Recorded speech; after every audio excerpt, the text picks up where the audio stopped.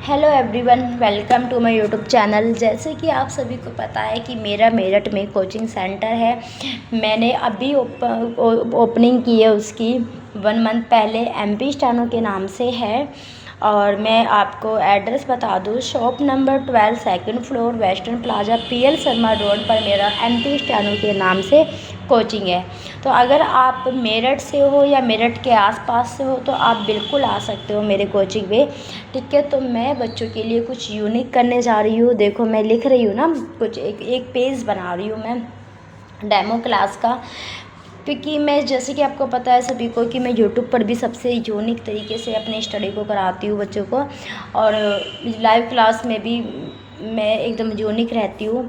ठीक है, और मैं मतलब कि देखो, मैं अपने सब्जेक्ट में यूनिक हूँ। मैं ये नहीं कह रही कि जितने भी यूट्यूब पर टीचर हैं मैं सबसे ज़्यादा यूनिक हूँ, नहीं।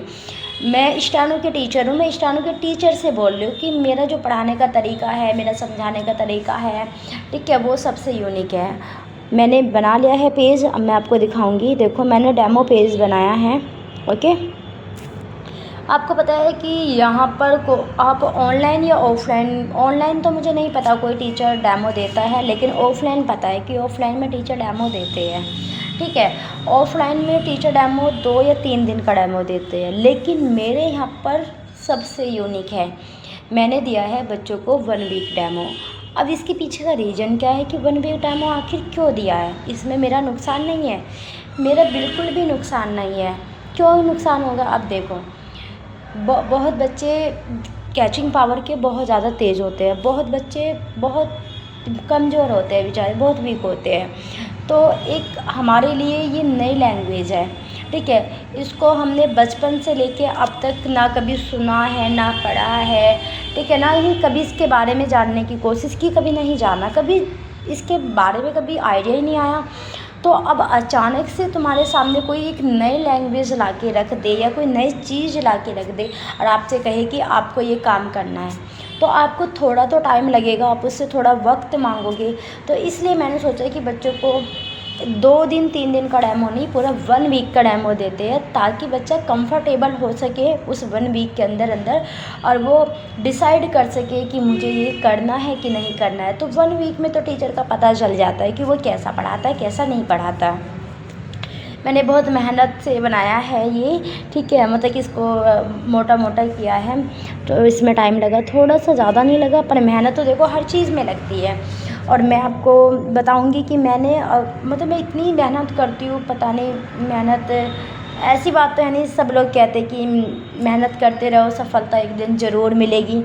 तो मैं भी उन्हीं शब्दों के भरोसे हूँ जो लोग शब्द कहते हैं, ये लाइन लोग बोलते हैं कि फल अपने आप मिलता रहेगा, तुम कर्म करते रहो, फल अपने आप मिलता रहेगा।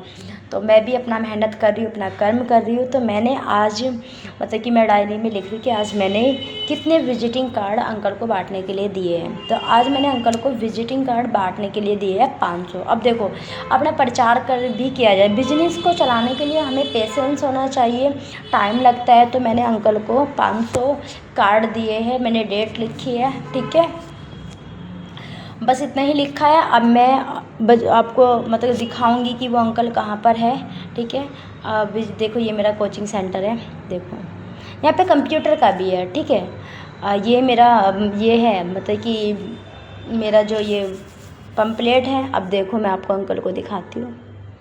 अंकल वो खड़े वहाँ पर, देखना, अंकल वहाँ पर खड़े हैं, सेकंड फ्लोर पर है मेरा कोचिंग। मैं जूम करके आपको दिखाती हूँ। देखो वो बेचारे दे रहे, मुझे सच में थोड़ा सा मुझे हर्ट भी हो रहा है कि मैं मतलब उनसे ये काम कर, पहले तो मैं फ्री में नहीं करवा रही, पैसों में करवा रही हूँ। पर जो बच्चे लेते हैं तो खुशी होती है देखकर कि हाँ अंकल से सब बच्चे ले रहे हैं। लेकिन जो बच्चा नहीं लेता ना, बच्चे मुंह पे मना भी कर देते हैं, तो थोड़ा सा हर्ट होता है कि यार अंकल को कैसा लगता होगा। अगर मुझे ऐसा लग रहा है कि अंकल को वो थोड़ा सा तो हर्ट होता होगा कि मतलब अच्छा सा नहीं लगता कि जब उनसे कोई मना कर देता है कि नहीं, अरे ले ले कोई बात नहीं, अगर वो इतने प्यार से दे रहे, इतने मेहनत, उनका भी अपना अपनी एक जॉब है। देखो काम छोटा हो या बड़ा, उसमें कभी भी शर्मिंदगी को नहीं महसूस करना चाहिए। ठीक है, बस मैं अब यहाँ से देख लेती हूँ कभी थोड़ा थोड़ा अंकल को, अब मैं हट जाती हूँ, वरना अंकल देखेंगे तो कहेगी कि मुझ पे भरोसा नहीं है, वो थोड़ा अनकंफर्टेबल हो जाएंगे। ठीक है, कि लड़की मुझे देख रही है, शायद उसे मुझ पर भरोसा नहीं है।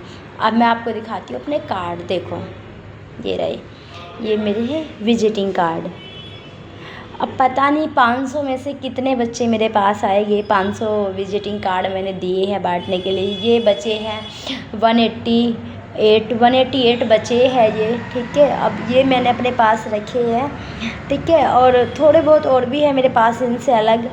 विजिटिंग कार्ड वाले ने मेरे 200-250 विजिटिंग कार्ड कम दिए हैं वैसे भी। ठीक है, तो अब मैं दिखाती हूँ आपको अपना ऑफिस।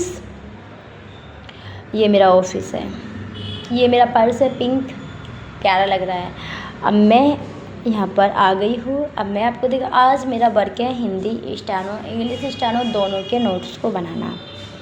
मैंने दोनों के नोट्स को बनाने की कोशिश कर रही हूँ, क्योंकि अभी मैं आपको दिखाऊंगी। नोट्स मेरे पहले से ही बन रहे हैं, पर मेरी जो भांजी है ना, उसने ना मेरे नोट्स को ख़राब कर दिया है पेन चला चला के।